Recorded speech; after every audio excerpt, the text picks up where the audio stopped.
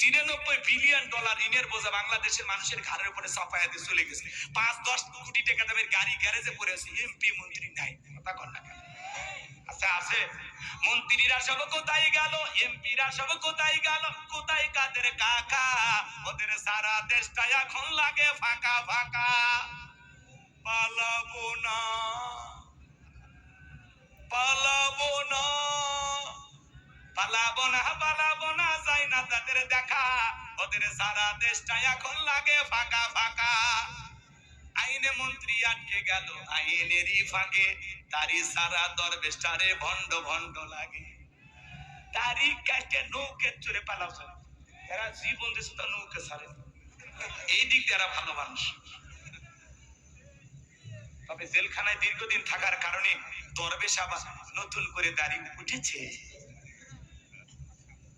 কথা কয় না কেন? তারা পালিয়ে যাওয়ার সময় দাড়ি কাটতে পারে।